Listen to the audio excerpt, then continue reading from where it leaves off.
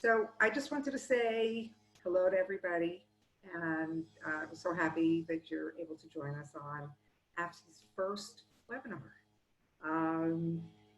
Normally, um, we would have been on a spring chizuk mission to Israel, but unfortunately we had to cancel it. And so here, this is a taste of the kind of discussion and people that we work with as we do our chizuk missions each fall and spring. Today, we are meeting with Naomi Kahn, who is the director of the International Division of Regavim. Now, Regavim is a 14-year-old organization that was started by now Minister Bezalel Smotrich, and they are working for the good of one of the most important things for the Jewish people, which is the land. You know, we are the people and the land, and one doesn't go without the other. So some of you may have been at New York City meetings and met Naomi, but I now will turn this over to Naomi for a fabulous presentation of what has been going on during the coronavirus, or whatever you'd like to tell us, Naomi. We're just waiting to hear. So thank you for being with us, and welcome everybody. Thank you, Judy, and thanks everyone for joining us. It's really a pleasure to be invited to speak to an AFSI audience. As I mentioned to Judy before, it's great to prepare a presentation where you don't have to start from the creation of the world and explain everything that happened afterwards, because AFSI members and AFSI audiences are involved, they are engaged, they are educated and aware of what's going on. So it's really a pleasure to be able to bring more information to people who are that engaged and involved. So I thank you for inviting me, and I hope that the information I present will be new. It's just more or less, unfortunately, current events. So before I get to current events, I'm going to share the screen now so that you can all see this some slides that I put together for us to look at together this evening. And here we are. I'm going to start at the beginning.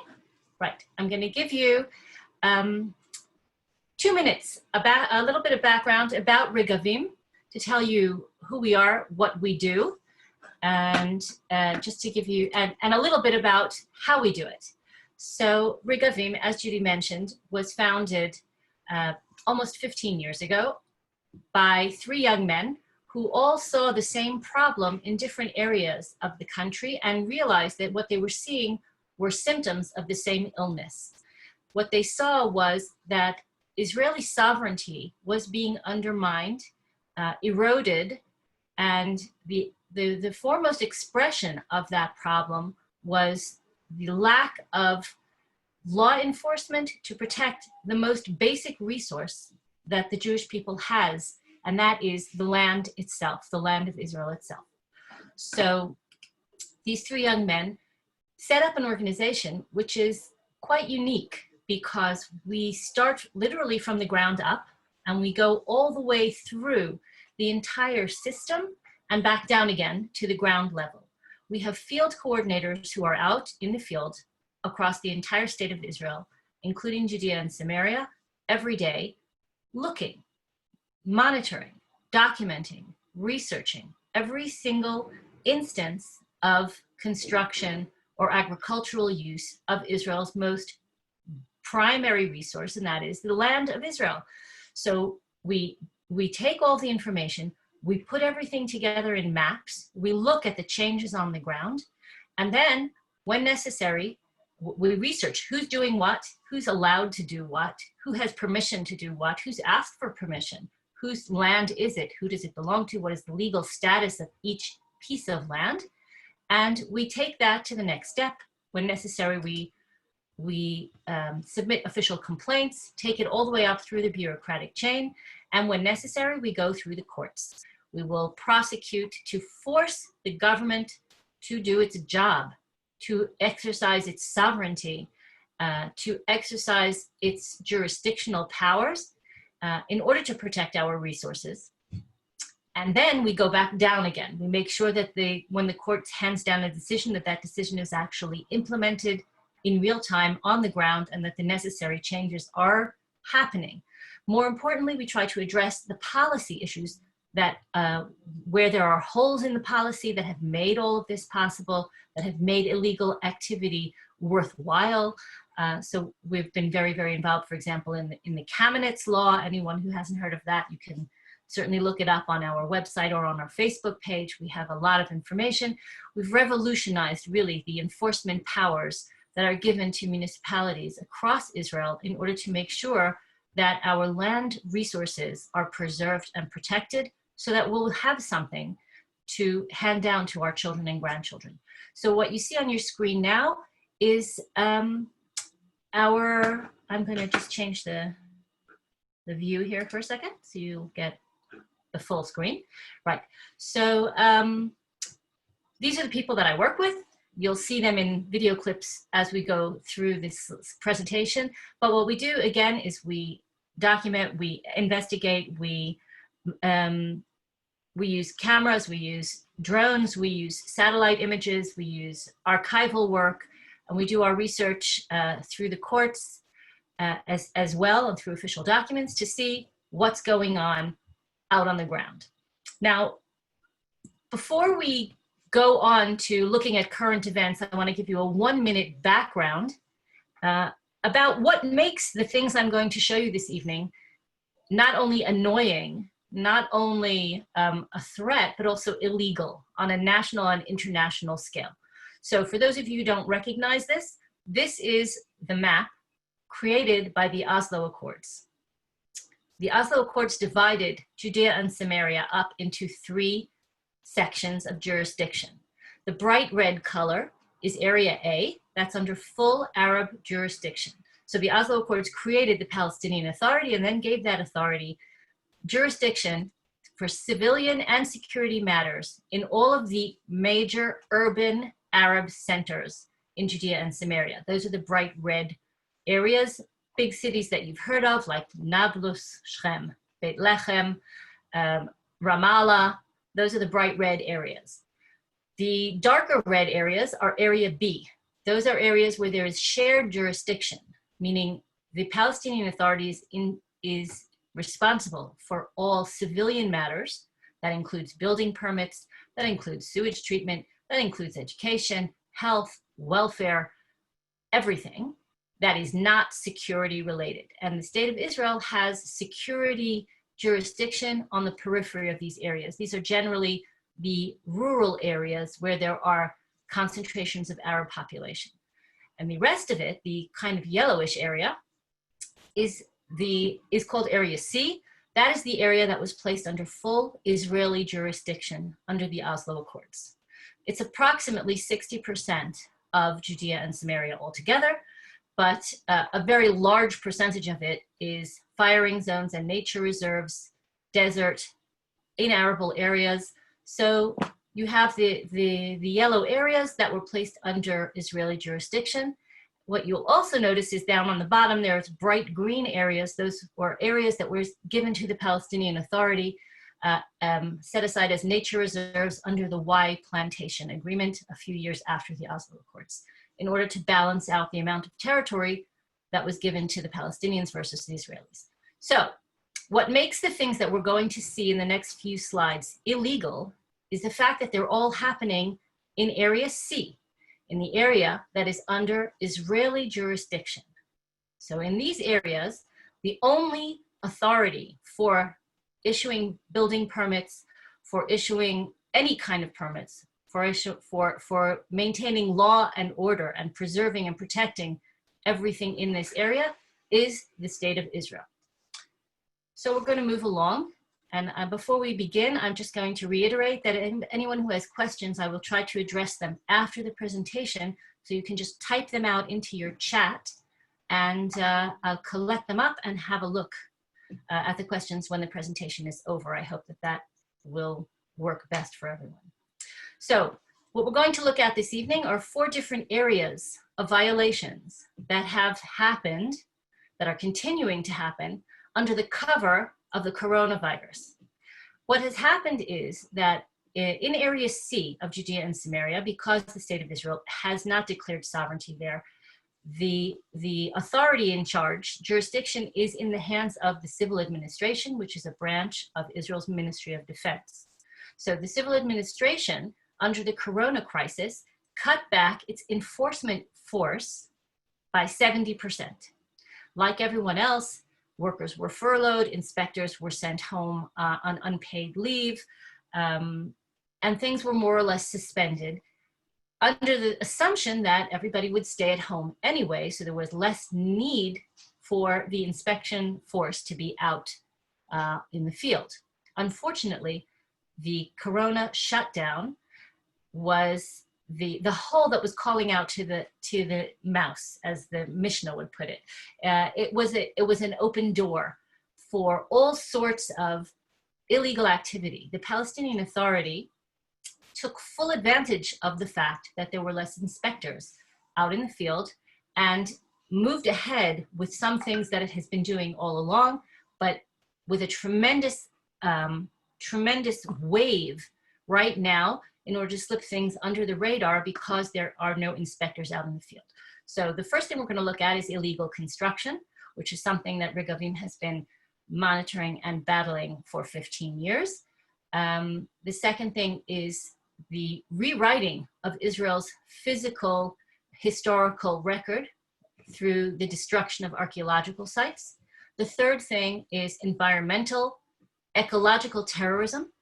And the fourth thing is an outcome of all of these things, just an indication of the loss of Israeli sovereignty and authority in all of these areas by the way that the Palestinian Authority is overstepping the jurisdictional boundaries that it was given under the Oslo Accords. So the first thing, as we said, is illegal construction. This is one of our main areas of activity. So I'm going to show you one exemplar. This is an exemplar because it is a place that you can see. If you look out your window when you're in Efrat or Gush Etzion, anywhere in Gush Etzion, or you can see when you look out your window if you're in Jerusalem proper and you look out your window from Gilo, or if you look out your window from Tzur Hadassah, all of these places are in Israel proper. What we're looking at here is Gush Etzion. Gush Etzion, this area, I'm going to just show you. This is the green line. Well, oops, sorry. And you can see the green line. See where it's green? It begins there. This is inside sovereign Israel. Jerusalem is right over here. This is already Gilo. And here's Neve Daniel. What we're going to look at right now is this area. It's an Arab village called Nahalin. It is between Neve Daniel and Beitar Illit. What you should notice is, if you can see it, this is a satellite map, but if you notice the ring of Arab settlement here, you have Surif and Jabaa, Nahalin, Husan. These all connect up with Al-Khadr, Beit Jala, and they essentially create a ring that is forming a noose around Gush Etzion. And this is not a coincidence. This area is highly contested and it is a hotbed of illegal activity. It has been for years. But under the coronavirus shutdown, we began to see astounding pace and extent of illegal activity in this area. So the Palestinian Authority has created what they would like us to believe is a new neighborhood of Nahalin. They are funded by the European Union with all these construction that we're going to see in these slides that is supposedly a new neighborhood. Now this neighborhood and a recreational park to go along with the neighborhood are all being built on Israeli land in an area that is under full Israeli jurisdiction, and the civil administration inspectors are home, like you and me, and don't see it. And so the Palestinian Authority has pulled out all the stops and is building massive structures here. We have here in this picture, this is a picture, as you see, the date is the 5th of May. We identified all of these new construction projects, and we've gone to the Supreme Court over a number of them. But they go in a ring all around this area. This is in addition to illegal agricultural work, which is also a method for taking over territory in highly sensitive strategic areas, particularly in Gush Etzion. So this is Nahalin. I'm going to see if I can find you a little video, drone footage of all of this. I can't actually access it well from here, but I don't want to lose the screen. Let me see if I can. Okay, I'm gonna actually try to show you drone footage in a few minutes, but I'm gonna show you the next couple of things. The next area that has had a tremendous amount of activity in recent weeks since the shutdown began is the area of archaeological crime. Now, the Palestinian Authority has invested tremendous efforts in the past couple of years to wipe out the historical Jewish connection to the land of Israel, to Judea and Samaria in particular, and to the land of Israel as a whole. They've rewritten narratives, they've applied to the United Nations for protection as Palestinian heritage sites to major sites of Jewish history. They have also taken over and repurposed, let's call it repurposed, ancient synagogues, churches, aside from the fact that in many cases, this repurposing comes along with destruction. Sometimes they just plain and simple destroy priceless World Heritage sites. So this picture that you're looking at here, and I'll show you how this actually happened and is happening. This is a picture of Tel Aroma. Tel Aroma is a Hasmonean era fortress. It was built during the end of the Second Jewish Commonwealth to protect the land of Israel by the descendants of the Maccabees. During the period of the Second Jewish Commonwealth, 8 of these fortresses were created at strategic points. And when we look in one moment at the drone footage, you'll be able to see why this area is so important. It is the gateway to Judea and Samaria. And this magnificent fortress was recently plowed over by Palestinian Authority heavy machinery. They plowed of this area that you see in the map. The road, of course, wasn't there. And they plowed over parts of the fortress wall, destroyed the water cisterns that served the residents of the fortress almost 2,000 years ago. And they, at the top of the hill, they paved over the archaeological site, put up this massive flag, which can be seen for miles around. And all of this, I repeat, is in Area C, in an area under Israeli jurisdiction. So now I'm going to try to just show you what we saw was going on there last week, and we documented. Let's have a look and see if we can see it together. Yeah, our field worker went out to the field, and it's not a very good quality at this point, but hang on, it will clear up.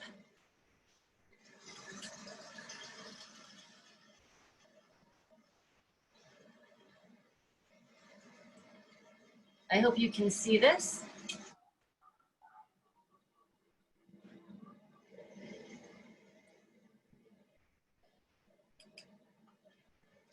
Are you seeing that? Don't know if it works. I have no indication from you. So, let's see.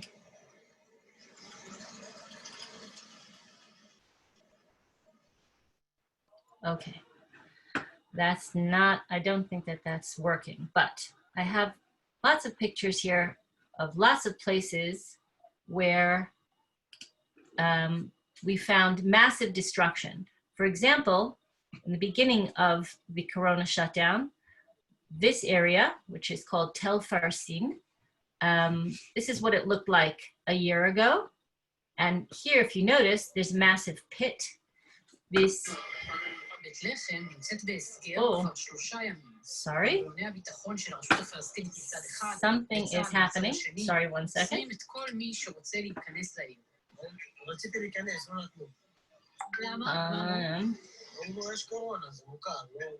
I don't know, something has taken over my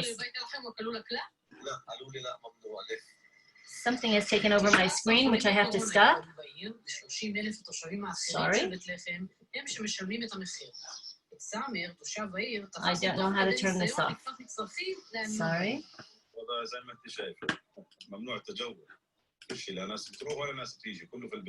Okay, I'm having a technical issue. Please, everybody, bear with me for 1 second, because I'm getting terrible. Sorry.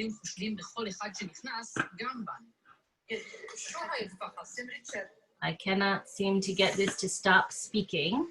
How did this? I just wanted to say, I don't know where it's coming from. Okay.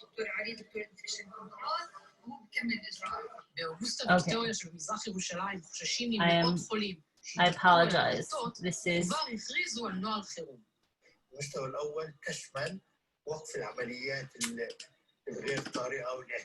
Okay.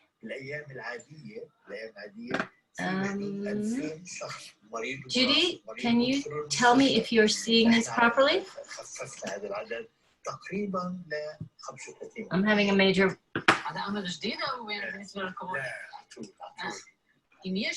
I cannot turn this off.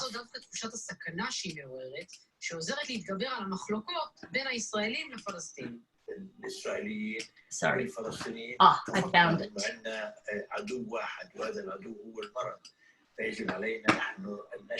Can't stop it. Okay. Now I've got it. All right.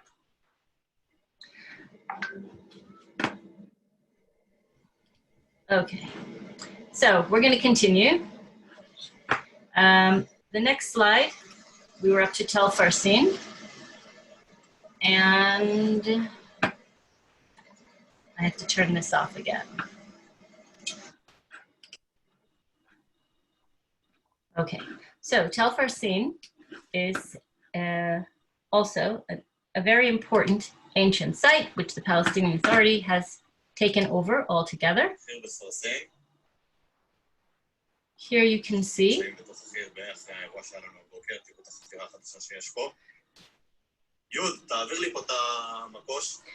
the people you're seeing and hearing on the screen are our people. They came in and disturbed people who were destroying the site literally one bit at a time.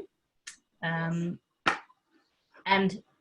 these two archaeologists of ours were actually arrested by Palestinian policemen that day at this site, which is in Area C.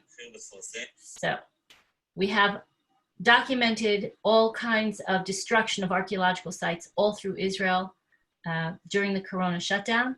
Now, I'd just like to stress that the civil administration, which is responsible for protecting these archaeological sites in Judea and Samaria, consists of the entire archaeology department and inspectors, consists of one person who is sent to cover hundreds and hundreds of sites of world importance, scientifically important, religiously important, historically important sites, and obviously cannot keep up with all of this.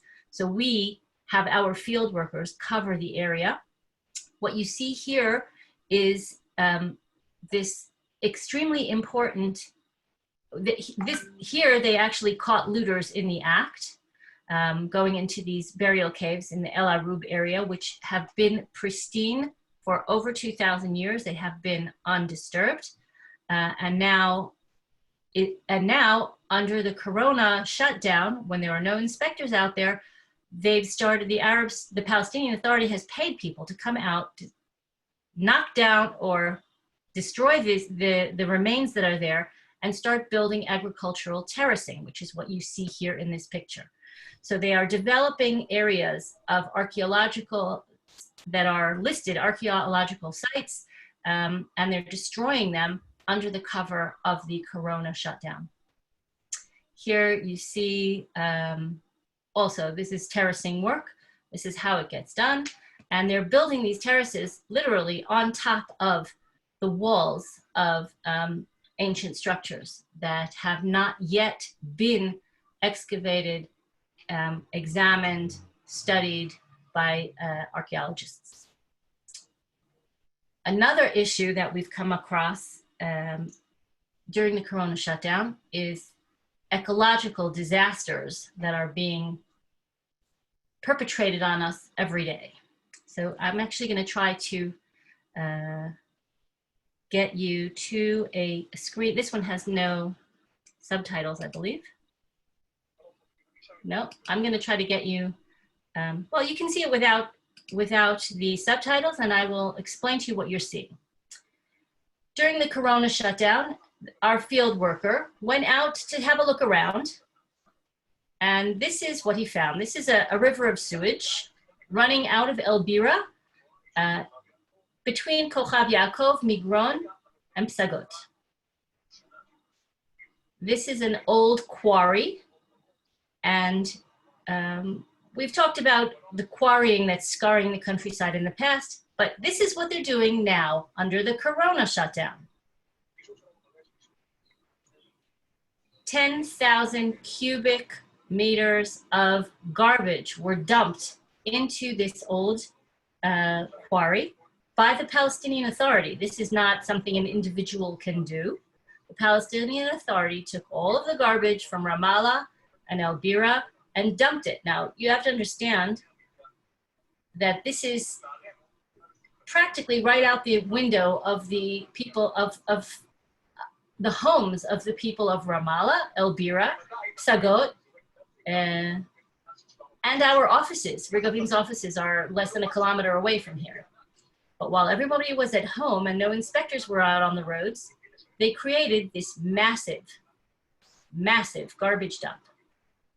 This kind of thing is happening all over Judea and Samaria now that there are no inspectors, or very few inspectors, out doing their job.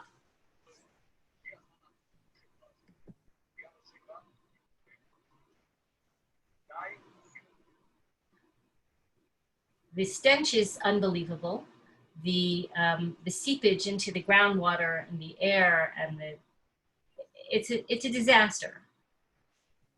So what we have been trying to do, I'm going to stop the screen share for a minute. What we've been trying to do is, first of all, to bring all of these violations to the attention of the civil administration, to the Ministry of Defense, to the Ministry of Environment, to the Ministry of Police. We've reported on all of these things and many, many more all over Israel. We have actually managed to get the civil administration to reinstate most of the employees. So rather than cutting back by 70%, they have now pretty much brought everybody back on the job. Reversing some of this damage is impossible. Unfortunately, the archaeological sites that have been damaged can never be fixed.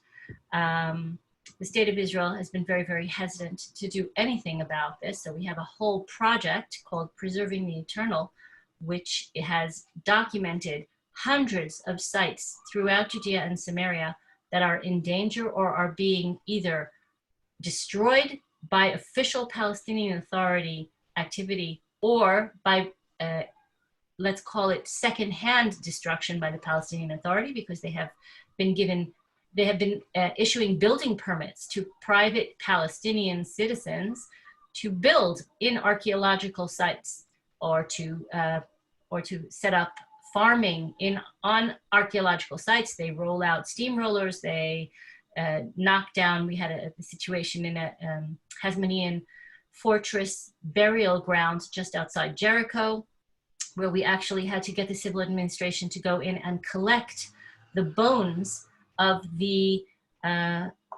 that had been spilled all over and were being rolled over by tractors by local farmers, for whom the Palestinian Authority gave stipends and building permits to actually carry out agricultural work at this extremely priceless, unique site of historical importance and tremendous importance for the Jewish connection to this area. So the Palestinian Authority has been targeting these areas for quite some time, but under the Corona shutdown has really made a tremendous effort to get as much done as possible and to change the facts on the ground, and has done irrevocable damage in many, many places. The environmental damage will take a very long time to repair. The state of Israel is not living up to its responsibilities in these areas, and the Corona crisis has not made that situation better. So those are the kinds of things that we've been seeing. I'm going to try to show you footage. For some reason, I'm having a technical issue. I wanted to show you not working. Okay, so we have had our field workers were actually not only arrested by Palestinian police officers who were carrying arms in areas under Israeli jurisdiction.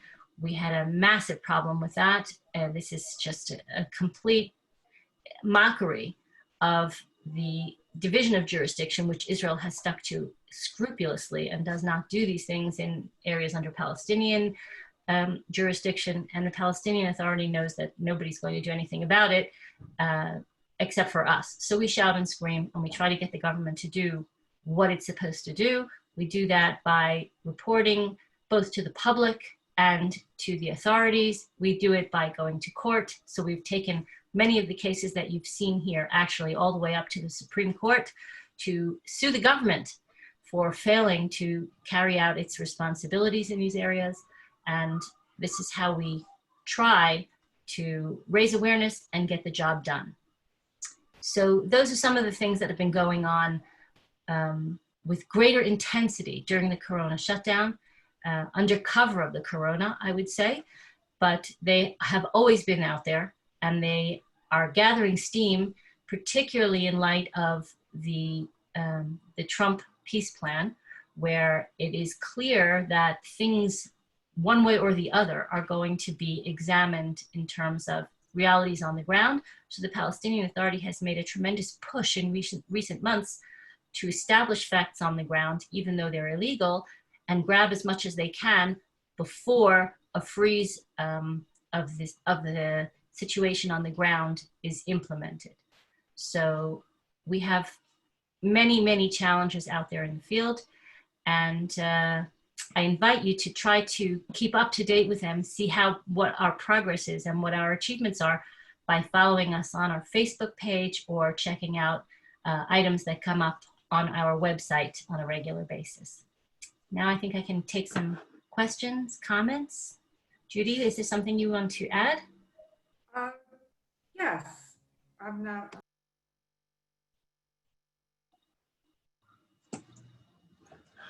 You're muted. Unmute. Am I unmuted now? Yes. Okay. So my question is, you just mentioned the Trump peace plan, and I think that's something that's on many people's minds right now. Hopefully the coronavirus situation is under some control in Israel, if not elsewhere. But the peace plan, I know in January, Regavim came out in favor of protecting Israel's national interests without compromise. And that's a wonderful, wonderful statement. How does that translate into what you're feeling, what your position is today? Okay, so this is clearly not something that I would choose to answer in a 1-minute answer. I'd be happy to give another whole webinar on our approach to the Trump peace plan. What I will say is that we have been very, very involved because of our expertise in mapping things out. We've been very, very involved in actually translating the conceptual maps that are at the heart of the deal of the century, if you want to call it that, into the real world, examining exactly how those concepts that the American administration would like to see implemented on the ground, how they look on the actual map, stone, earth, mortar, brick, what is the reality on the ground? And we superimposed the conceptual maps, and we've come to various conclusions based on that mapping and our expertise, and also on taking into account actual realities and not only theoretical suggestions as to how to divide up the territory. Our main concern is that the deal of the century bases itself on two things. It bases itself, number one, on the Oslo division of the territory. Areas A and B are no longer on the table, and the only thing we're talking about is dividing up Area C. I would also mention that the Trump plan requires or suggests, let's put it that way, that various sections of sovereign Israel also be transferred to the Palestinian Authority, to the Palestinian state. So there are various things there that most people aren't really fully aware of. Those things have serious ramifications, which not only for Israel, but globally, I think regionally, certainly. So we put together those maps. We pointed out our hesitation. We made our suggestions. We're hoping, we've had conversations, actually, I personally was also involved in those conversations with members of the American Embassy, things that went straight through the ambassador to the State Department. We're hoping that those changes can be implemented. We do not believe that the map as it is realistic, because it not only bases itself on the Oslo division, it also ignores the changes that have happened on the ground in the past 25 years, namely 60,000 illegally built Arab structures in Area C. So even though the Trump plan draws certain areas, certain passageways between areas of Israeli sovereignty, those areas are no longer free for Israeli use because they're full of illegal Arab structures put there by the Palestinian Authority precisely for this purpose, in order to obstruct the connection between Jewish communities in Judea and Samaria. So the maps are conceptual, but they are not actually implementable on the ground. So we've made various suggestions as to how to address this problem and what we believe should be the basis for any conversation going forward. I would be happy to talk about this at a later stage. But the truth of the matter is that what we see happening out in the field is a massive push by the Palestinian Authority to change the facts on the ground that in a way that would render the Trump plan absolutely a non-starter. It would be impossible for the areas that the Palestinian Authority is targeting for a shift of control, that they're taking control of either through illegal construction or through agricultural projects. Those are specifically the areas that would create the corridors and make the Trump plan feasible. So the Palestinians have been targeting those areas, particularly now under the corona shutdown, for takeover, so that they can control those areas. They have no intention of making the deal actually happen. That's what we're seeing on the ground. Naomi, I'm sorry, I took the liberty of asking you a question that was off topic, and but it was something that you had brought up. And I know that I want the listeners to be able to ask you questions, But I do want to point out that you did a wonderful thing in creating an application that let Israelis see exactly how far they would be from Arab lands if this Mhm. plan was to actually be actualized. Yeah, so we created this app where every Israeli could put their, more or less like Waze, you put in your location and it will show you your route to anywhere you want to go, and it will show you how many roadblocks and how many changes of jurisdiction and how many times you'd have to go through a Palestinian, a sovereign Palestinian state to get to work in the morning or to get your kids to school. And people were quite shocked because when you see these theoretical maps, it's like looking at a cartoon. It's not really like looking at an actual map. When you translate it into real, this is where my house is, this is where the border is, it's less than 2 miles away, things look very, very different. So that was one of the ways that we got our message across. Thank you. So we have some questions. I don't know if you've scrolled through them. I'm seeing, what do I think of Amir Avivi's new state? Okay, his new state solution. It's certainly, I'm not well enough versed in Amir Avivi's new state solution to comment on it. I know that there are some very, very serious strategists, some people who have been involved in Israeli defense and security for decades, who have worked to put this plan together.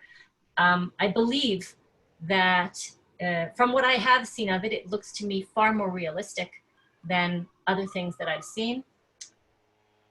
Also, not my topic for this evening. I would have to learn the plan a lot more carefully before actually making a comment on it. And if I did make a comment on it, it would be mine personally and not as a representative of Regavim. That's not what Regavim does. So Shelley Perlman asks, it still amazes me that there are these big actions without any stoppage of the action. Can we get rid of the garbage the next day? How about a grassroots Somer group? So the grassroots group is actually what we do. Again, we started this, we started our Preserving the Eternal project, which protects archaeological sites and Jewish places of Jewish history. That started out as a grassroots volunteer kind of organization of hikers and bikers and tour guides and people who are out all the time. We created a platform where they could share in real time what they were seeing.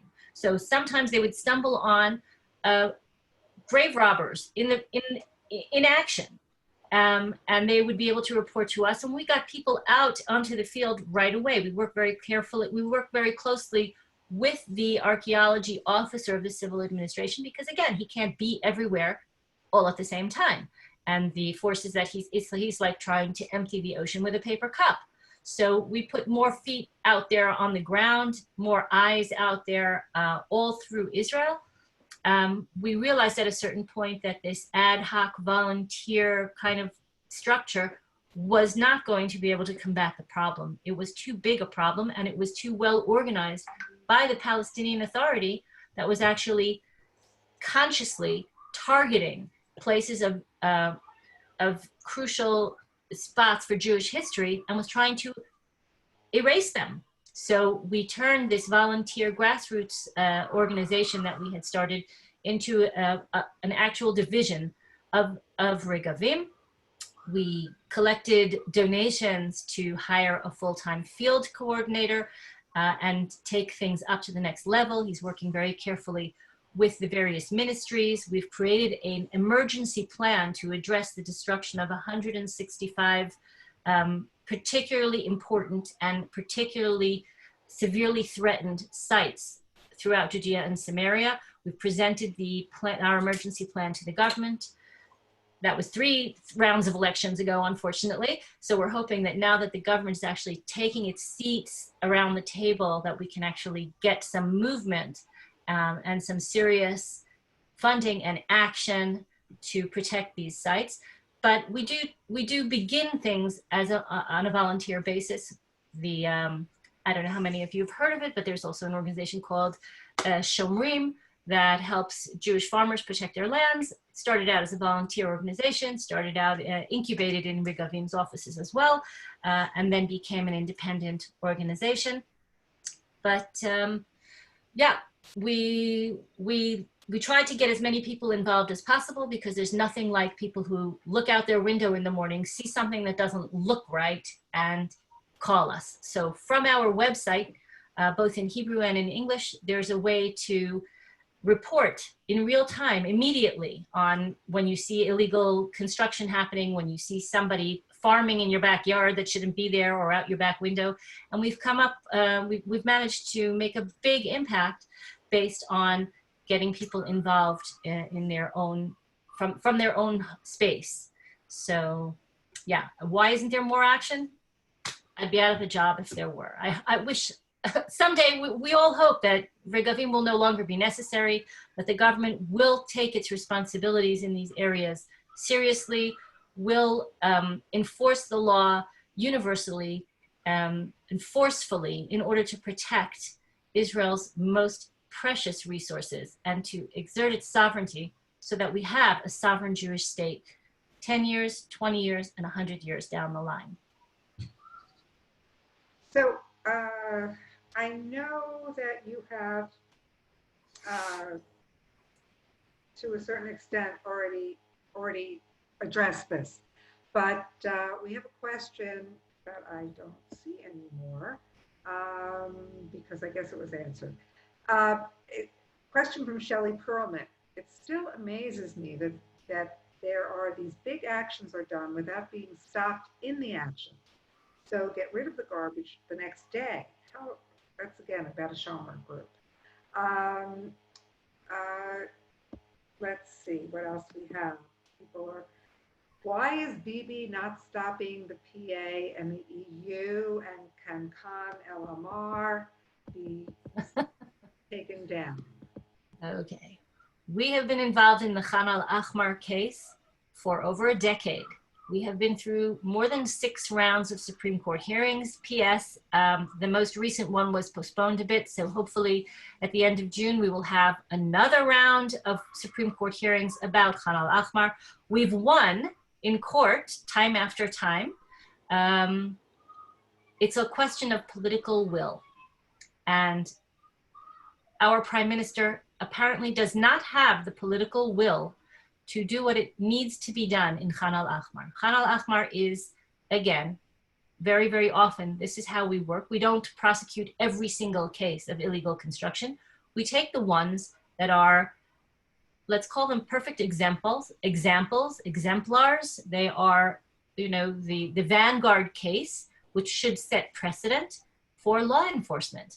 If we cannot get the government of Israel to enforce the law at Khan al-Ahmar, we have a problem, because the other side has no leg to stand on. They have never claimed to own this place. They have never claimed that they have any rights to it. They just claim that they're there and they want to stay there. The Supreme Court has said over and over again that they should not be there. It's bad for them. It's bad for us. The government created an alternative place for them to live, and still the government lacks the political will to move these people. Because the European Union is so heavily involved, European NGOs are so heavily involved, and it's pretty transparent why they're so heavily involved. This is not a question of human rights. It's not a humanitarian issue. This is the way to undermine Israel's jurisdiction, its sovereignty, and its authority, which is why we went to court. Not because we have anything against these Bedouin who are living there, not for any other reason other than it's a clear flagship case of exercising your sovereignty and protecting your country's most basic rights and resources. So we're hoping that in the next round of deliberations in the Supreme Court, we will somehow get through and give the Prime Minister the political will to do what he is perfectly within his rights to do. Any other questions? Okay. Hold on, I'm going to look. There seem to be other. no open questions. I wanted to know what you think of the new state solution, which is talking about using the Sinai Peninsula. Right. I actually addressed that. As I said, I don't know very much about the plan. I know a bit about the plan. It seems to be, to me, also a question of political will. It is certainly a realistic plan. It would certainly benefit everyone involved. The question is what the political, what the what do you call it, the configuration will be that will make this happen. Right now, I think everybody in the world is waiting to see how the Jordanians and how the Egyptians will respond to Israeli sovereignty if and when it is applied to parts of Judea and Samaria. That should indicate a way forward. If Jordan and Egypt, who have peace treaties with Israel, continue to honor those treaties and continue to look for a way forward that will be peaceful, then certainly the new state solution should be able to figure into that. We don't know. So, and it's not my area of expertise. Okay. Another question. Has the international community, this is from Toby W., has the international community been approached to get things moving forward regarding these illegal violations? Quite the opposite.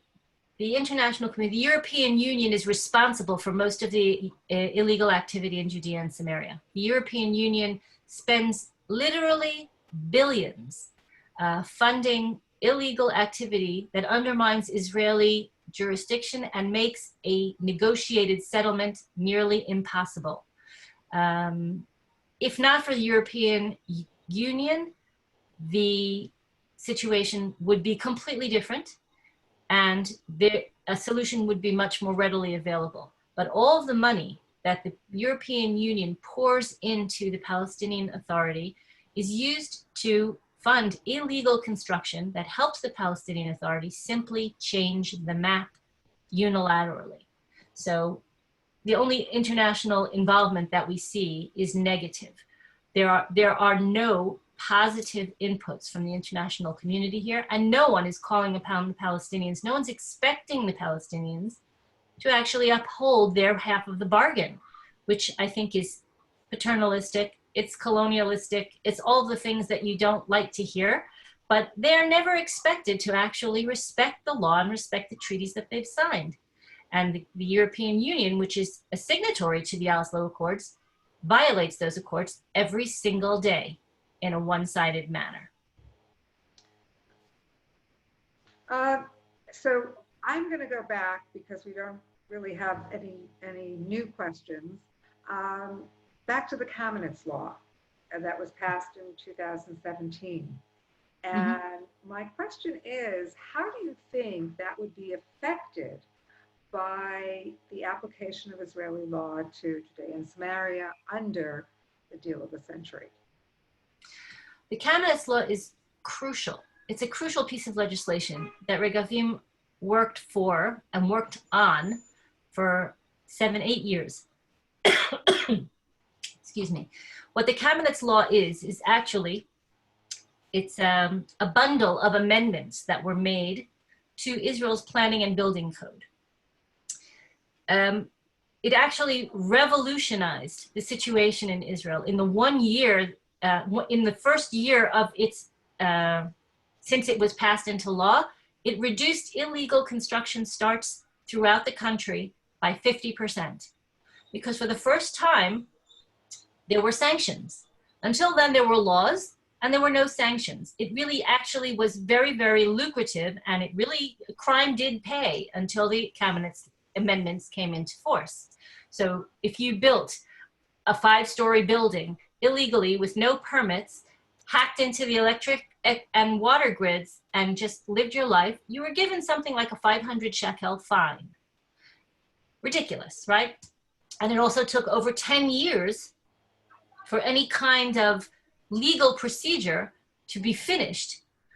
So the building was already 10 years old, people were living in it, et cetera, and then the courts would say, well, it was built illegally, but since, you know, it's not new and it's been there this long, just give a permit.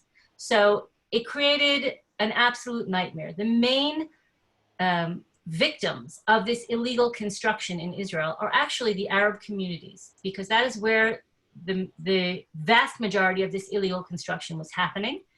And therefore, if you go into some of the Arab towns in the north of Israel, for example, they can't pave streets. They can't run new electricity lines. They can't improve communications. They can't improve mass transportation, because people built on all of the places that were set aside for roads, for community centers, for parks. So there's no planning, because everybody just grabbed a piece of ground and built whatever they wanted. So these Arab communities should be the ones that are most vociferously in favor of Kamenitz's new approach to making crime not pay and enabling local municipalities and planning boards to actually improve the quality of life for everyone living there. Unfortunately, that's not the situation. We have quite a lot of information about the Kamenetz law, both on our Facebook page and on our website, anyone who wants to know more. We believe that if Israel extends sovereignty to Judea and Samaria, to the Jewish communities in Judea and Samaria, certainly the Kamenetz law is part of that. That would automatically pass into law in those areas, but it would have very little effect in those areas because building codes are scrupulously enforced over the Green Line. I can tell you from personal experience, you build 4 inches over your line of your property and it will be torn down the next day. And you'll be lucky if you don't find yourself in court with Yariv Oppenheimer on the other side of the table and Peace Now shouting through in all international forums that the settlers are taking over Judea and Samaria. But the massive illegal construction that is going on within Israel proper and in Judea and Samaria by the Arabs should be addressed by law, and it should be addressed the same way that it's addressed in the Jewish sector. Equal, universal law enforcement is what we believe in. So yes, we're hoping that Israel will extend its sovereignty and that the Kamenetz law will be reinforced and enforced throughout Israel. Naomi, I want to respect everybody's time, including yours. It's now 2 o'clock and we've been on for an hour. You've given us a tremendous amount of information and so much to think about. I'm sure there'll be more questions. By all means, any of the participants, please forward the questions to Judy at afsi.org, and I will get them on to Naomi for answers. But you can also, if you like, Judy, you can put my email up in the chat. Just type my email in there. People can contact me directly. You can also contact me through Regavim's Facebook Messenger or through our website. There's also a contact us place to add in your details, and we'll add you to our mailing list. But the easiest way is probably just to contact me by email. It's very simple, naomi@regavim.org. Any questions, any materials people want to have, I'd be happy to share any of our materials or any of our research. Okay. Well, thank you again. And just thank a pleasure seeing you and a pleasure listening to all your information, and we appreciate it so much. And I hope to see you in person very, very soon. Okay. Excellent. Be well, everybody. Be safe. Thank you. You too. Shalom. Shalom.